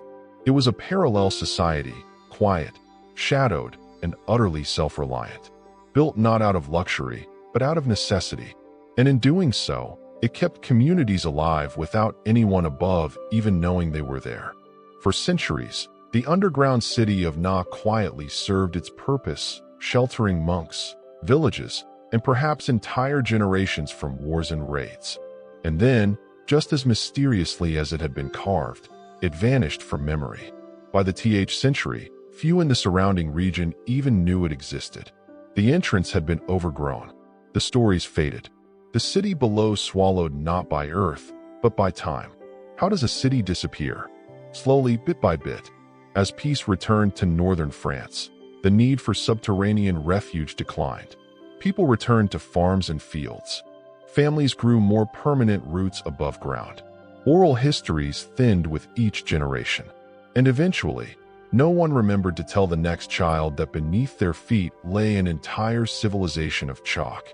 There's no record of its use during the Napoleonic Wars. No mention during France's Revolution. The 10th century passed with barely a whisper of the tunnels.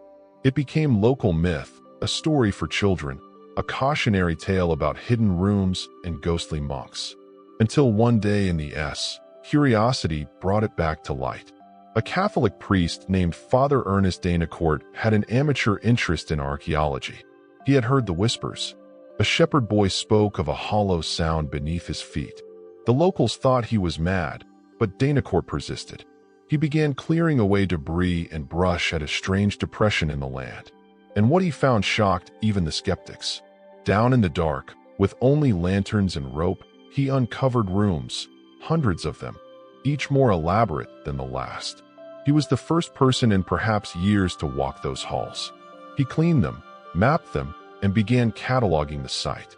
In time, he opened it to the public as a curiosity. Visitors arrived to see the city beneath the earth, wondering how something so massive could be hidden in plain sight. And yet, even Danacourt never fully understood its origins. The medieval timelines were speculative. The purpose of some rooms remained unclear. Why were some passages sealed? Who had carved the deeper, more narrow tunnels? The more he uncovered, the more questions rose from the chalky walls. Nayers had returned, but only as a puzzle. A hauntingly empty stage with no actors left. A city remembered not through documents, but through silence, shadows, and rooms that had patiently waited for someone to come back.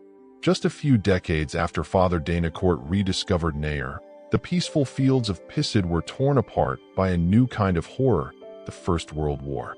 Trench warfare turned northern France into a blood-soaked labyrinth of mud, barbed wire, and artillery craters. And while the war raged above, something extraordinary happened below. Na became a secret sanctuary once again. French, British, Australian, and even Canadian soldiers passed through the region as part of the Somme offensive, one of the deadliest campaigns of the entire war. Many of them found themselves near the village of Nos, and some were taken underground, perhaps for shelter, perhaps for curiosity, perhaps for a brief moment of quiet away from the thunder above. But they didn't just visit, they left their mark. On the soft chalk walls of Na are more than inscriptions carved carefully by soldiers, names, ranks, regiments, dates, even hometowns. It became a kind of underground guest book, a human time capsule etched in stone. Some signatures are elaborate, complete with military insignia. Others are heartbreakingly simple. Tom, J. Carter, Th Battalion. It wasn't vandalism. It was memory written by men who knew they might never return home. Many of these soldiers were Australian from the Australian Imperial Force. Their graffiti is among the most numerous. Historians believe soldiers were brought to Nors for brief rest periods or as part of local reconnaissance. The site may have reminded them of home, of cave systems like the Jean Line Caves in New South Wales. Or maybe it was just the sheer wonder of stepping out of trench hell into an ancient city of stone. Some carved dates just days before the Battle of the Somme began in July. Many of those names never made it back to Australia or England or Canada, but their writing did. Their presence still lingers in the dim corridors. Not ghosts, but echoes. In recent years, researchers have used these inscriptions to trace family histories and even reconnect descendants to soldiers lost in the war. Now, once a forgotten refuge, became a living memorial, not through monuments or parades, but through handwriting, scratched into stone by men facing the abyss. Down here, amid the silence, their words still whisper, "I was here. I mattered. Don't forget me." What makes Nair so haunting isn't just its vastness or mystery. It's the graffiti. Thousands of inscriptions carved into the chalk walls, not by medieval monks or refugees, but by soldiers of World War I, young men trapped in a war that had erased any sense of normalcy. These weren't random scrolls or mindless doodles. They were deliberate, careful, and intensely human. A name carved into stone becomes a voice refusing to vanish. Such inscriptions have been cataloged so far, most of them bearing names, ranks, battalion numbers, and dates. Some are precise. Pinch Kelly, 3rd Battalion, AIF, March. Others are more cryptic, just initials, a year, maybe a single word like home or peace. The chalk walls became a canvas for memory, each letter scratched out with the same discipline they applied to their rifles. Many soldiers carved their names in clusters, groupings of men from the same battalion, often side by side. In one section of the tunnels, Australian soldiers from the 1st and 2nd Divisions carved entire walls, turning them into unofficial regimental memorials. It wasn't about ego. It was about being remembered. In the chaos of war, there was something grounding about leaving behind a mark, an act of quiet defiance against the oblivion of death. Some went further. They carved their hometowns, Sydney, Perth, Manchester. They scratched crosses, kangaroos, or military insignia into the walls. A few even etched short messages. "Goodbye, France," one soldier wrote. Another simply carved "Still alive." And then there are the dates, many of them in just weeks or even days before the Battle of the Somme, where tens of thousands would be killed within hours. The eerie proximity of these peaceful carvings to the slaughter above makes now or feel like a moment of suspended time, a breath before the storm. Today, these inscriptions have become the focus of military historians and genealogists. Names once lost to history are being reconnected to families. Some descendants now walk the same tunnels, tracing the same letters with their fingers, knowing that their grandfather or great-uncle stood here, laughed here, maybe wept here before climbing back into the noise of war. Na is no longer just an archaeological site. It's a living document carved not in paper, but in stone. A place where voices from the past still linger, refusing to be forgotten. After the Great War, Naur fell silent once more. The soldiers were gone, many of them forever, and the underground city returned to its quiet, chalky gloom. The names they carved faded under layers of dust, soot, and moisture. The once active tunnels became a curiosity again, visited occasionally, but mostly forgotten by history. Peace, it seems, also has a way of burying things. In the decades that followed, the underground complex saw sporadic attention. It was reopened to the public during the interwar period and again after World War II. Tourism brochures in the S and advertised Na as a quaint medieval oddity, Le Site Souterrain, but few truly understood what they were walking through. Most visitors wandered through the dim corridors without realizing that they were brushing past the names of thousands of soldiers etched silently into the walls behind them. Worse still, the site began to suffer from neglect and casual damage. Lighting installations scorched the delicate chalk. Graffiti and modern markings were added, sometimes right next to. Uncovered, the more questions rose from the chalky walls. Nayers had returned, but only as a puzzle. A hauntingly empty stage with no actors left. A city remembered not through documents, but through silence, shadows, and rooms that had patiently waited for someone to come back. Just a few decades after Father Danacourt rediscovered Nair, the peaceful fields of Pissid were torn apart by a new kind of horror, the First World War. Trench warfare turned northern France into a blood-soaked labyrinth of mud, barbed wire, and artillery craters. And while the war raged above, something extraordinary happened below. Na became a secret sanctuary once again.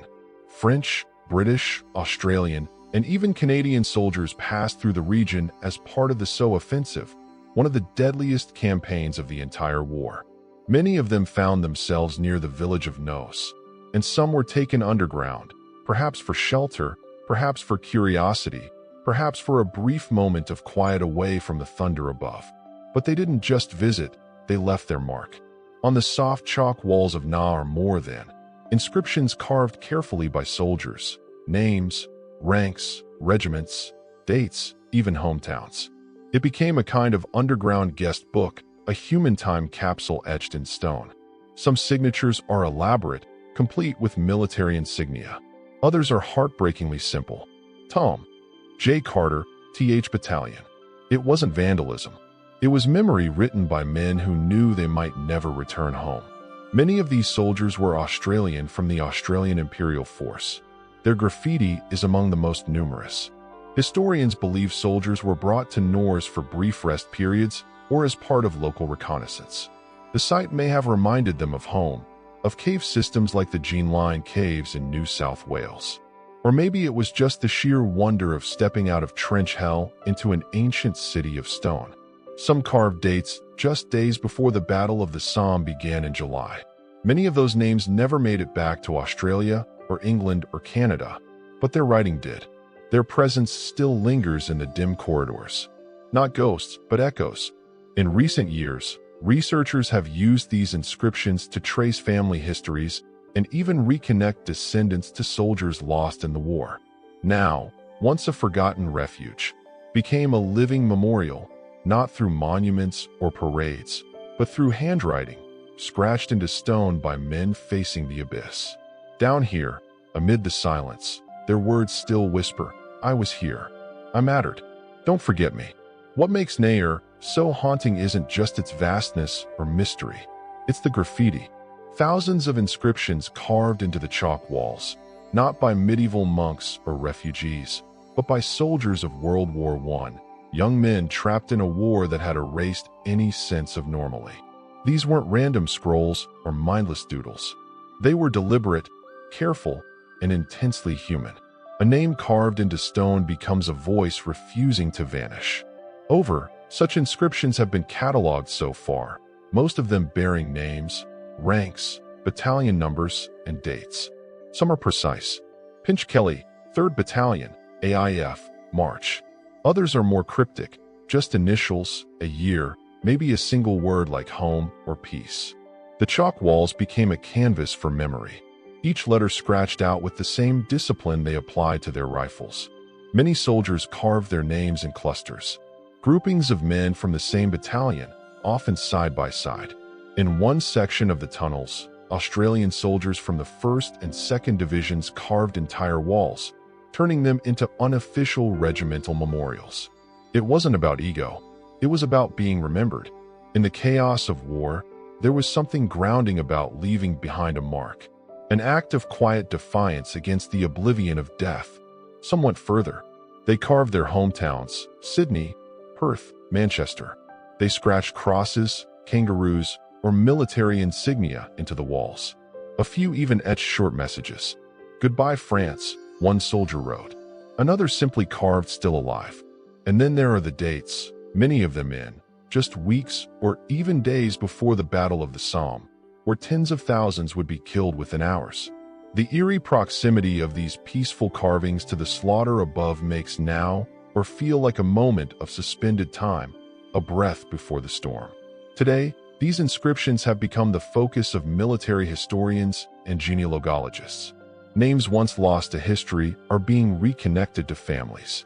Some descendants now walk the same tunnels, tracing the same letters with their fingers, knowing that their grandfather or great-uncle stood here, laughed here, maybe wept here before climbing back into the noise of war. Na is no longer just an archaeological site. It's a living document carved not in paper, but in stone. A place where voices from the past still linger, refusing to be forgotten. After the Great War, Naur fell silent once more. The soldiers were gone, many of them forever, and the underground city returned to its quiet, chalky gloom. The names they carved faded under layers of dust, soot, and moisture. The once active tunnels became a curiosity again, visited occasionally, but mostly forgotten by history. Peace, it seems, also has a way of burying things. In the decades that followed, the underground complex saw sporadic attention. It was reopened to the public during the interwar period and again after World War II. Tourism brochures in the S&s advertised Na as a quaint medieval oddity, le site souterrain, but few truly understood what they were walking through. Most visitors wandered through the dim corridors without realizing that they were brushing past the names of thousands of soldiers etched silently into the walls behind them. Worse still, the site began to suffer from neglect and casual damage. Lighting installations scorched the delicate chalk. Graffiti and modern markings were added, sometimes right next to century-old inscriptions. Dust, mold, and vibration from tourism slowly eroded parts of the structure.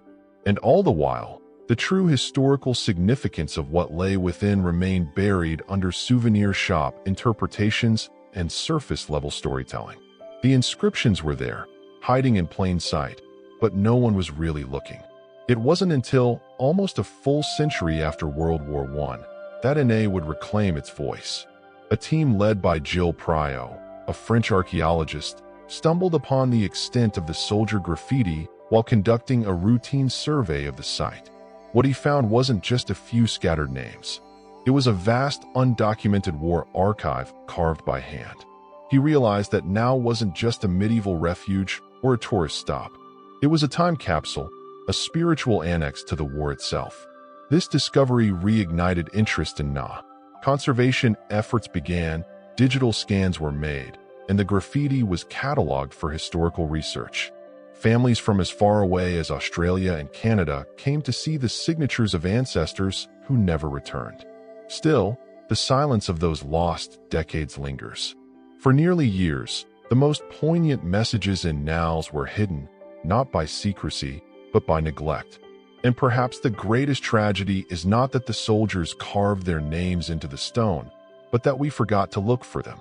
The rediscovery of Nayer's wartime graffiti changed everything. What had been marketed as a quirky underground attraction was suddenly recognized for what it truly was. A sacred record of lives interrupted, carved into the earth by men preparing to die. Overnight, No was transformed from a tourist stop to a site of international historical significance. Leading the rediscovery was archaeologist Gilles Priot, whose work began as a simple preservation study.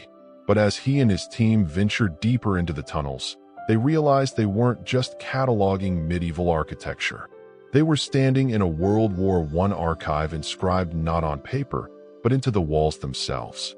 The team found over names, many from the Australian Imperial Force, meticulously carved into chalk between and. Prelo described it as the largest underground concentration of First World War inscriptions ever found. It wasn't just a few soldiers passing through. It was a steady stream of men taking shelter from the war above and leaving behind their final thoughts in stone. The discovery sparked an international response. Researchers began cross-referencing the names with military records, identifying individuals, units, and fates. Families in Australia, the UK, and Canada were contacted. Some learned for the first time that their grandfathers or great-uncles had passed through Nayer. Others discovered that the names on medals and telegrams were etched into chalk half a world away. Meanwhile, efforts to restore and preserve the site accelerated. Sections of the underground city were scanned using de-imaging. Lighting was improved to protect the chalk walls, and interpretive displays were updated to reflect the site's new significance. Portions of the inscriptions were sealed off from visitors to prevent further erosion. What emerged was not just a story of archaeology, but one of reconnection. People came to know not to marvel at stone walls, but to touch history, to trace a carved name with their fingertips and feel, just for a moment, the heartbeat of a long-dead soldier. It wasn't just about honoring the dead. It was about listening to what they left behind. Through these efforts, Nayer was no longer a forgotten footnote. It became what it always was, a message in the dark, waiting patiently for the world to remember. Today, The underground city of Na is more than just a marvel of medieval engineering or a relic of wartime memory. It is a symbol of resilience, human creativity, and the strange intimacy between survival and silence. It stands not as a monument to one moment, but as a layered palimpsest of human history, each corridor echoing a different era's fears, hopes, and choices. What began as a possible monastic hideaway evolved into a full-fledged subterranean refuge, then into a forgotten curiosity, and finally into an accidental war memorial carved by its own witnesses. In this way, Na defies classification. It is not just a historical site. It's a psychological space, a place that has housed prayer, fear, routine, and rest across centuries. The cold chalk walls have absorbed the breath of monks, villagers, and soldiers alike. Each left something behind. In the modern era, Narus has become a place of reflection, especially for descendants of the World War I soldiers who inscribed their names there. Visiting the tunnels today isn't like entering a battlefield or a museum. It's like entering a shared memory, one that was once buried and now breathes again. You walk not just through stone, but through testimony. It has also become a site of collaboration between nations. French and Australian historians now work together to match inscriptions with military records. School children are brought through the tunnels to learn about history in the most visceral way possible by seeing what someone else carved with their own hands during a time when they weren't sure they'd survive the week. Perhaps most powerful is what Nails teaches us about legacy. It was built not with glory in mind, but out of necessity. Yet, it endured, and over time, its quiet persistence became its strength. It reminds us that history isn't just told in speeches and statues. It's whispered into chalk, hidden in dark corners, waiting patiently for someone to remember. No is not loud. It doesn't shout, but it endures. And in doing so, it speaks to the enduring human instinct to carve meaning into the places we fear the most, and to leave behind a mark that says simply, "We were here. We mattered."